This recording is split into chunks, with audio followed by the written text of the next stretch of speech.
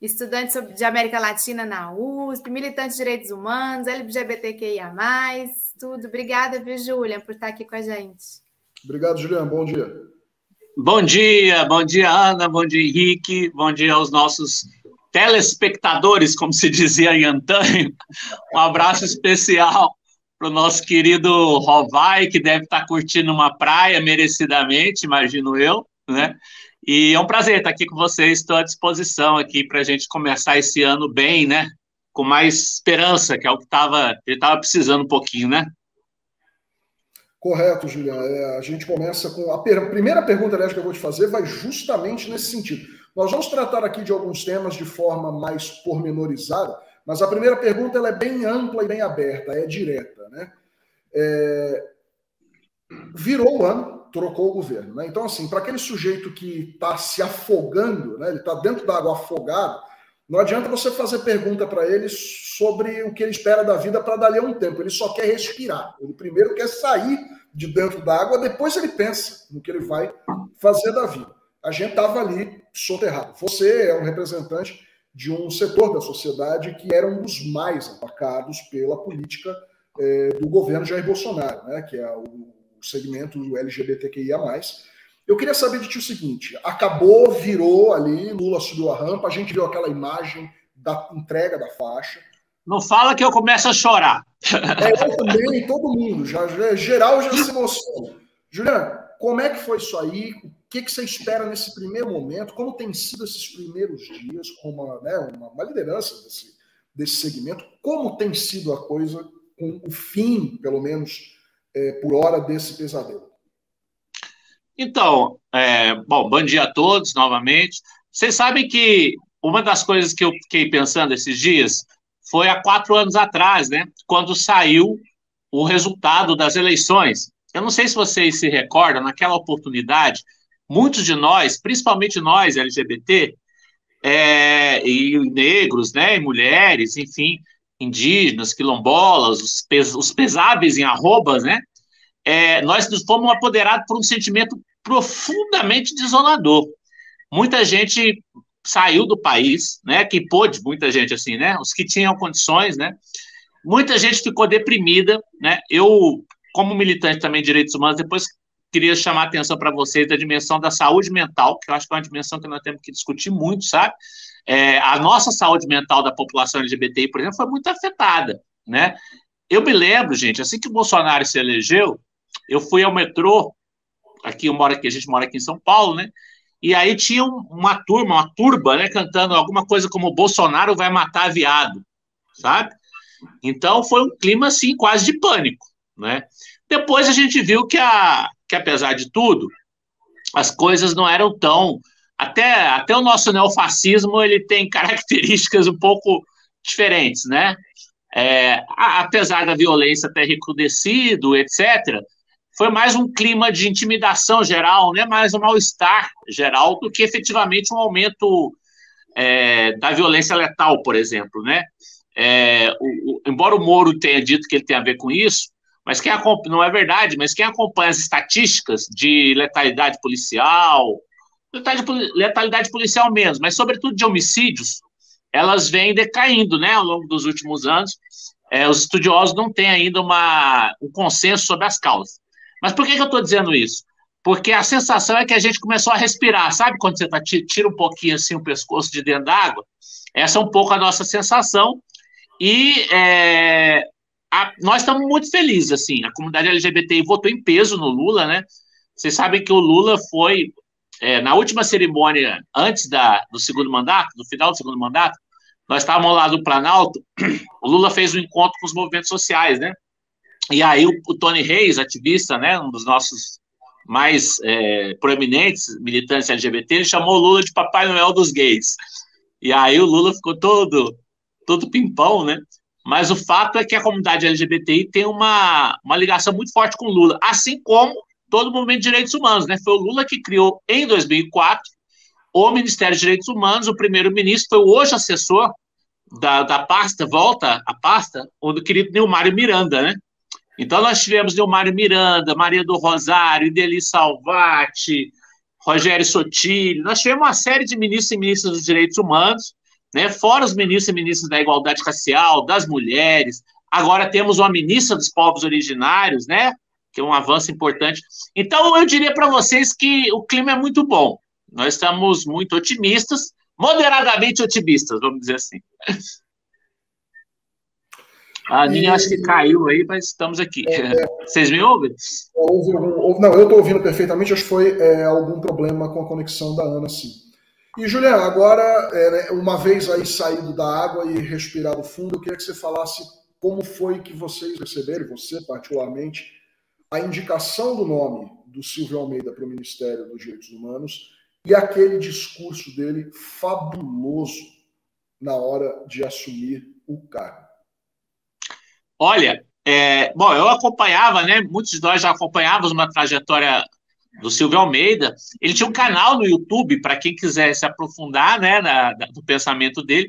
É um intelectual de ponta e, ao mesmo tempo, é um militante muito comprometido, né?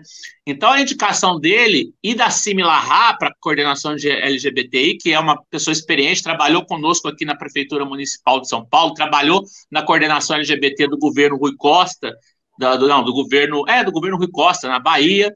É uma das pessoas que operou aqui o programa que eu tive o prazer de criar aqui em São Paulo, quando eu fui gestor LGBTI do Haddad, o Transcidadania, foi o primeiro programa LGBT, para as trans, para as travestis, transexuais, né? Então, a Simila Rá é a coordenadora de políticas LGBTI. Para não falar dos outros nomes que eu não conheço todos da equipe, mas o Silvio Almeida, em particular, causou, principalmente ontem, né, com aquela fala dele, quase uma comoção, assim, né? Eu diria que eu mesmo fiquei muito emocionado. Eu diria que ele conseguiu, só naquele início ali, que ele cita todos e todas, né? É muito forte aquilo, né?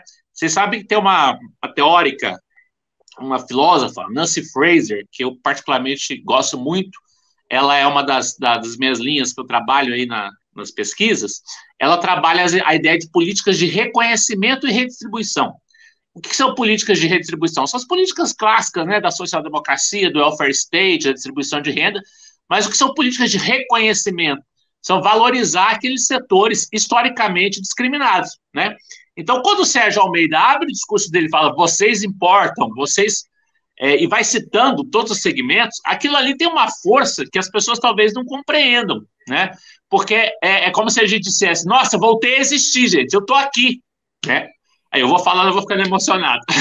E é muito forte isso, foi muito forte, e eu acho que a gente ficou muito bem impressionado, né? Claro, vocês sabem que nada será fácil, né? A herança, talvez a gente vá falar um pouco depois, mas essa é uma verdadeira herança maldita, né?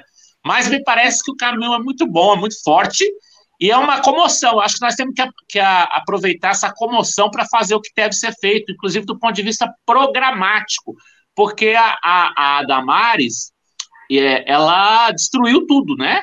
O governo anterior era uma espécie de praga de gafanhotos. Então, para começar, por exemplo, o Conselho LGBT, que foi destruído e foi transformado num comitê minúsculo, sem representatividade. Eu fui da primeira gestão do Conselho Nacional LGBT, criado pelo Lula, em 2010. Então, nós estamos de retomar, por exemplo, o Conselho LGBT, paritário, com representação de toda a sociedade civil, etc., né? Mas, enfim, foi muito forte, viu? Foi muito forte e muito importante. Foi tão forte que pautou até a Tebet, viu? Agora de manhã, a Tebet parafraseou o Silvio Almeida, nessa questão de que pobres, minorias, estarão como prioridade no governo. Achei bastante interessante, né? O discurso do Silvio Almeida de ontem pautou muito, né, Júlia? E nos emocionou a todos. Vou te fazer uma pergunta só antes, eu quero agradecer aqui, nós temos um novo membro aqui no canal da Fórum, Maria Inês Mesari, agradecidos aí, estamos pelo seu ingresso, também tem o Superchat, Gaúcha Lusitana, agradecer todo mundo que está aqui no chat também, comentando a fala do Julian, da Tatiana também, que esteve aqui com a gente. E eu queria te perguntar o seguinte, Julian, você já falou de algo que eu até ia te perguntar sobre a retomada do Conselho. Na verdade, controle social, conselhos, foi uma das marcas desse governo, a destruição de qualquer participação social, porque isso representaria uma ameaça até para eles conseguirem fazer essa destruição que eles conseguiram, né? Fazer, infelizmente, em várias áreas. Então, eu queria te perguntar isso, quais são os primeiros desafios aí dos direitos humanos, no sentido de resgatar o que foi destruído, e te perguntar o seguinte, em termos também de pautar o legislativo, porque há uma particularidade no Brasil, no que diz respeito a mulheres, LGBTQIA+, as minorias, de que nós temos que sempre nos apoiar nos tribunais, né? Os tribunais, eles garantem mais os nossos direitos do que a gente consegue conquistar no legislativo. O legislativo brasileiro também ele é muito conservador e nós tivemos muitos retrocessos no último período. Quais você acha que são esses desafios aí para a pauta legislativa também, que com a liderança do Silvio Almeida pode haver avanços para que a gente não fique da dependência somente dos tribunais? Bom, Ana, essa é uma questão fundamental. Você sabe que eu participei por muitos anos, fui assessor parlamentar e assessor do movimento consultor do movimento LGBT em advocacy. E nós fizemos um trabalho desde a época quando a Marta Suplicy era viva, desculpe minha piada de mau gosto, mas da velha Marta Suplicy, do 1151/95, que era o projeto de lei que instituía a união civil entre pessoas do mesmo sexo, lá de 95, né? Foi pioneiro. Então, desde lá, nós acompanhamos esse trabalho de incidência política, né, para falar em português, esse negócio de advocacy é muito gringolês, né, de incidência política no Congresso. Mas nós nunca obtivemos, talvez poucas pessoas se deem conta disso, nunca o Congresso Nacional aprovou qualquer marco legislativo relacionado à população LGBTI. Isso é uma das questões que a gente mais inusitadas na nossa trajetória. Porque olha, vejam bem, nós tivemos a Lei CAO em 89, que é a Lei de Combate ao Racismo. Depois, durante os anos 90, nós tivemos todos os estatutos. Estatuto da Criança e Adolescente, Estatuto dos Idosos, Estatuto, né? Lei Maria da Penha. Se vocês forem ver, todas as minorias vulneráveis politicamente, elas obtiveram marcos legais que a protegem, né? As LGBTI+, não.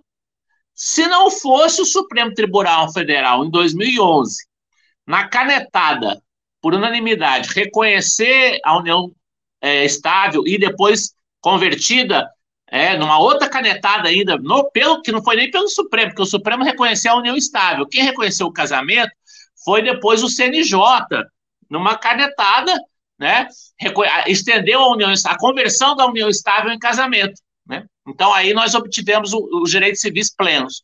Depois, o movimento entrou com uma ação que foi julgada agora em memória. Vocês sabem que é verdade que os neurônios vão morrendo. Os neurocientistas dizem que não, mas é verdade. Mas eu acho que foi em 2019 a equiparação do crime de homofobia ao racismo, que, inclusive, juridicamente é controverso, porque muita gente diz que, em matéria penal, o Supremo não poderia ter legislado.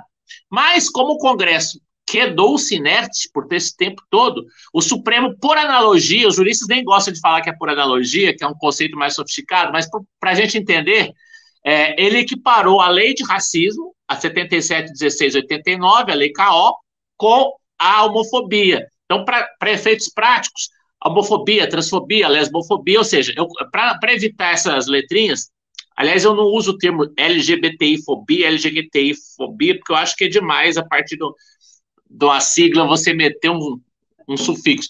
Aí é preferível falar discriminação por orientação sexual e identidade de gênero.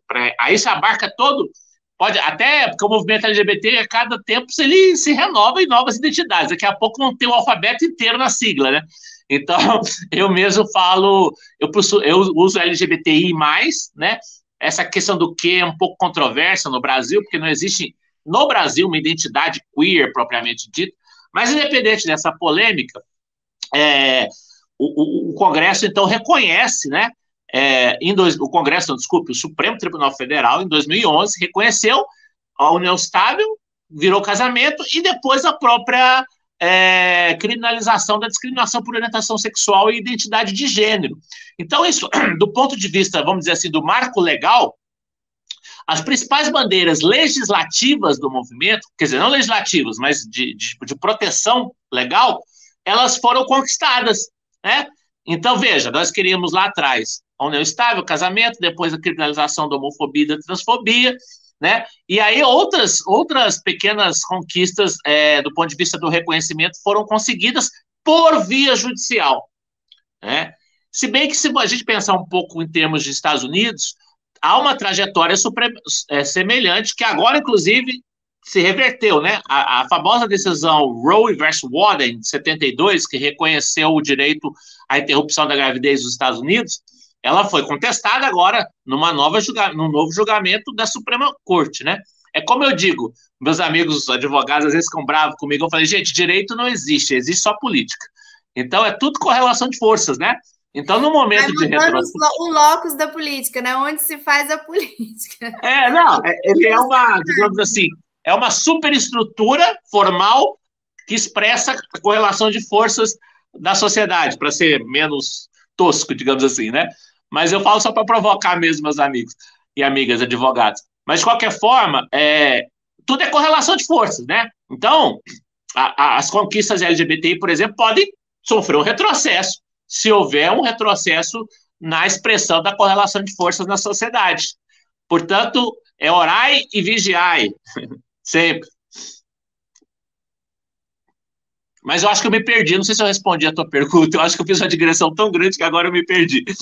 Acho que sim, né? Acho que sim. Foi muito importante esse histórico que você fez das conquistas aí, essa questão que você apontou dos tribunais, do Conselho Nacional de Justiça. Para as mulheres também, né? As mulheres só tiveram 30% do fundo eleitoral quando o tribunal lá assinou, porque dentro do Congresso a gente quase não consegue avançar, né? Então, essa é uma marca da questão das minorias mesmo, de você conseguir incidir, como você colocou, no parlamento e com uma liderança de governo fica mais forte, né? Fica, mas mesmo assim, se a gente... acho que era o Ulisses Guimarães que dizia, vocês estão achando ruim essa legislatura? Aguardem a próxima, né? Pois é. Então, essa legislatura que a hora assume, ela é pior do que a anterior, que por sua vez foi pior do que a anterior. Esses movimentos de extrema-direita, e aí, inclusive, o fundamentalismo religioso, né? Eu sempre trago a pauta do Estado laico. Eu acho que nós temos de voltar a discutir a questão do Estado laico e a limitação da influência da religião na esfera pública. Eu sou um laicista radical, herdeiro do bom e velho iluminismo da Revolução Francesa, ou da Bíblia, a Deus o que é de Deus, a César o que é de César. Nós precisamos de tirar a influência do fundamentalismo religioso, senão daqui a pouco nós vamos estar morando lá no, como é que chama, aquele país lá da The Handmaid's Tale, eu esqueci agora, vamos virar um potentado fundamentalista religioso. Isso é uma questão muito preocupante, porque vocês vejam, a população... Nós falamos isso aqui ontem, inclusive com o que a família Bolsonaro fez com as obras de arte, os quadros ali do Palácio, né, do Alvorada, um deles, os orixás, e a gente falou bastante sobre isso aqui ontem, que foi uma marca desse governo Bolsonaro, né, Henrique? O governo Bolsonaro, você citou o caso aí do quadro da Djanira Mota Silva, foi retirado do Palácio do Planalto, como se a família presidencial e a esposa do presidente, que é uma pessoa que nem mesmo tem um cargo efetivamente eleito pela população, ela tivesse essa autonomia para alterar ali o cenário daquele palácio que foi projetado pelo Niemeyer e que é a sede da chefia de Estado do Brasil. Então, assim, esse pessoal montado nesse fundamentalismo tosco, mofado, medieval, eles tomam ação. Você falava agora há pouco que o Congresso brasileiro, né, há sempre um pior. O Congresso brasileiro, ele consegue desmentir todos os anos, a cada 4 anos ele consegue desmentir o adágio popular lá do Tiririca, do que pior que tá não fica. É mentira, fica sim.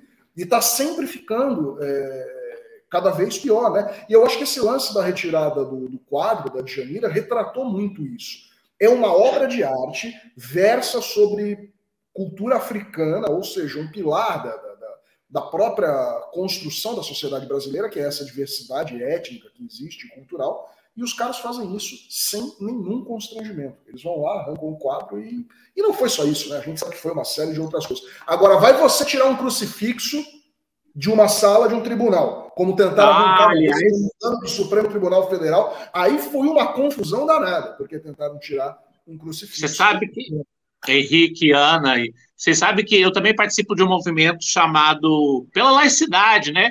Que é ateia, não só ateia, que é a Associação dos Ateus. Vocês sabem que a minoria mais perseguida não são nem os homossexuais. A pesquisa da Fundação Perseu Abramo, coordenada pelo saudoso Gustavo Venturi, que nos deixou há pouco, muito precocemente, ela lá atrás já detectou que eu e poucos de nós, ateus e ateias, somos uma minoria ainda mais discriminada do que as LGBTI.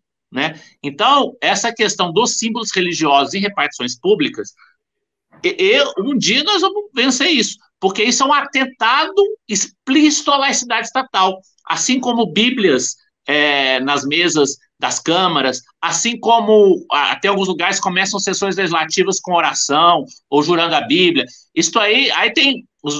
Há uma linha de interpretação que diz que há uma questão mais tradicionalista e tal, mas eu, como ateu, e acho que todos que não são cristãos católicos, né? Porque os evangélicos também não se utilizam daquele símbolo, porque não é a cruz, geralmente é o crucifixo, né? Vocês sabem que os evangélicos não têm aquela imagem de Jesus crucificado, eles usam só a cruz.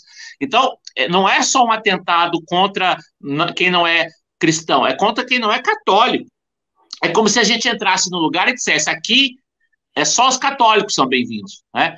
Então, esse é um debate espinhoso, que ninguém gosta de colocar a mão na cumbuca, mas já que nós estamos aqui, eu acho fundamental, é o processo de laicização do Estado, né? Acho importantíssimo, não só a pluralidade religiosa, mas quanto a laicização. E nós precisamos de dar visibilidade para os ateus que, inclusive, crescem proporcionalmente a cada censo, né? Nós temos aí, segundo os últimos dados, quase 10% de ateus e ateias, né, ou sem religião, que já é uma questão que também cresceu um pouquinho, né? Mas para a nossa tradição cresceu. É um debate importantíssimo, né? Você poder...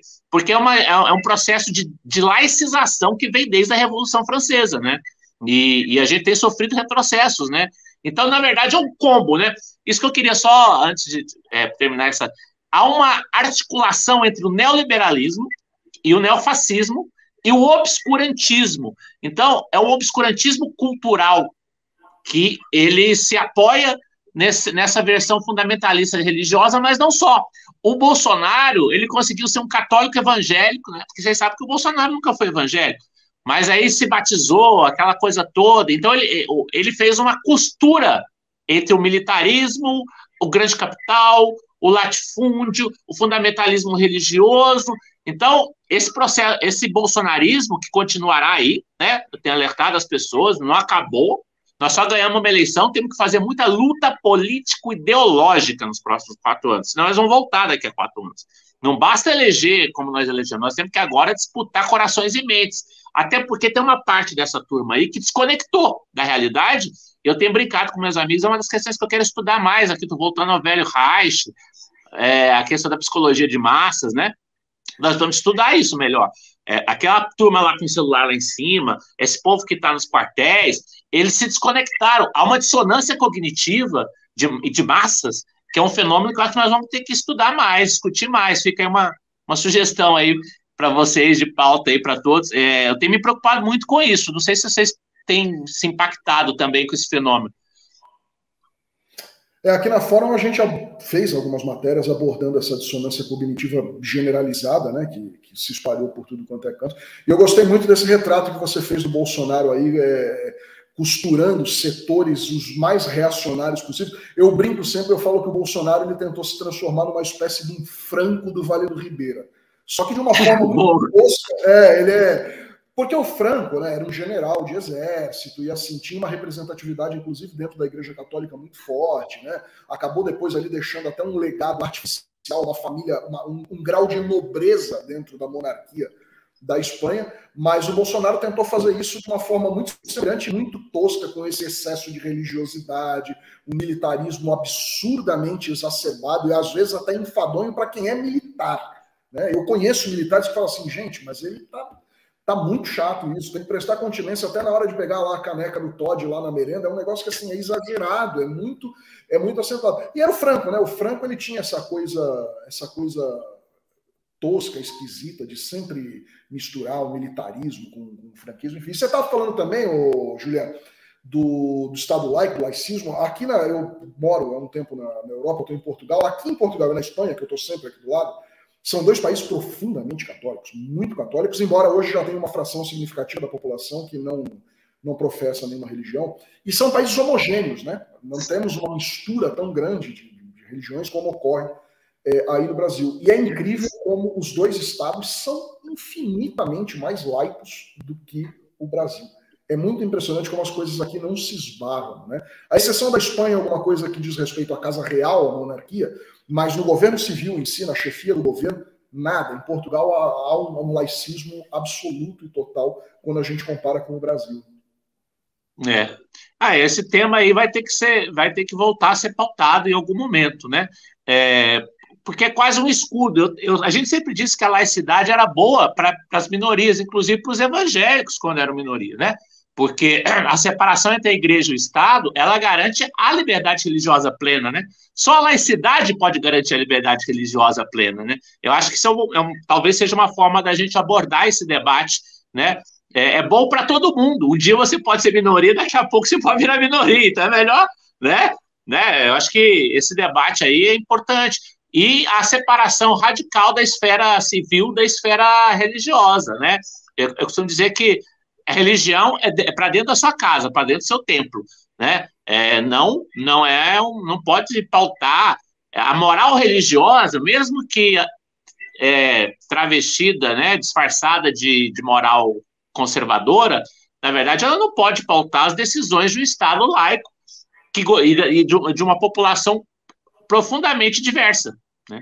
Então, as LGBT têm sido, no último período, até por conta de serem vítimas preferenciais, né, uma das vozes fortes em defesa da laicidade. Com certeza, porque é uma das comunidades mais atingidas pelo extremismo, né? Pelo extremismo, fundamentalismo religioso. Júlia, muito obrigada por estar com a gente hoje. Foi muito bom, passou muito rápido, né, Henrique? Foi, a horinha quase aqui, a gente nem vi. Quando o papo vai bem, a gente sempre diz que é assim, é o contrário. Quando o papo vai mal, parece que não acaba nunca. O sujeito está falando ali um tempão e passa uns 5 minutos. Quando o papo tá bom, que você olha para o relógio, já praticamente estourou o tempo. Foi o caso aqui com o Juliano. Inclusive, a gente recebeu um elogio aqui, viu? Zezito de Oliveira. Nível dos apresentadores e dos convidados está muito bom. Obrigado. A altura da equipe que forma o novo governo. Então, nossa! Esse é um bom elogio mesmo. Alô, gente. Um abraço para todos. Obrigada, quando quiserem, me chamem. Vocês têm meu zap aí. Beijão. Obrigado, Juliano. Valeu. Valeu. Tchau, tchau.